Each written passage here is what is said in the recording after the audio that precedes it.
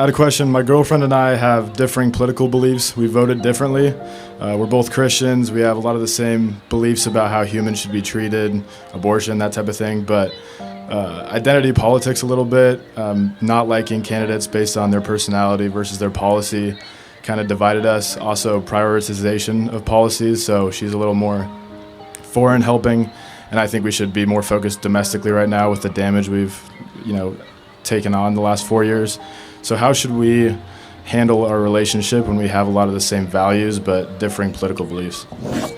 It's a really good question. So would you say that even outside of Trump, would you still largely agree on politics or no? I think so. There's a little bit, I think that kind of plays into the identity piece. She tends to think that Trump's anti-immigrant, where I say he's anti-illegal immigrant. Outside of Trump, do you think that she would vote more Republican than Democrat? I don't think so, just based off of the foreign aid piece. Do you want the truth? Yeah. Do not marry this girl. Okay. Do not marry someone that you cannot talk about the daily news with. You guys can laugh at it. Do not build a life with somebody where you cannot agree on what daily news channel to watch.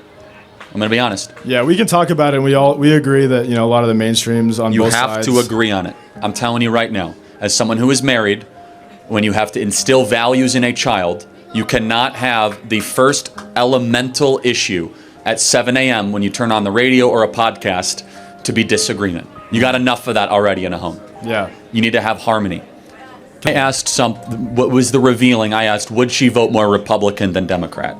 And you said, again, I don't want to put words in your mouth, but you said not really. Yeah. And again, I'm only saying, build a life with someone where you have agreement on the macro issues. You can have disagreement on the micro issues. You need to agree on religion. You need to agree on eternity. You need to agree on political matters. You could disagree on what type of food you like. That's micro. Yeah. You could disagree on bedtime, right? You could disagree on the type of cars or where you vacation. That is micro. Macro, you must be in alignment. And understand, let's just take, for example, you're raising a child. And she's like, hey, you take the son in the morning and then he'll be with the mom. Is that kid going to hear two different things? A house divided can't stand. And so that's the point, is that there must be harmony, because if all of a sudden, for example, your wife will be like, well, Trump is XYZ, and you say, well, no, he's actually this. At some point, it's like they'll look and they'll say, well, there's disunity there. So I'm a big believer in macro agreement. I'm not trying to rock your world here, but do not try to change your girlfriend or your future fiance or wife politically. It does not work. Yeah. I'm telling you right now.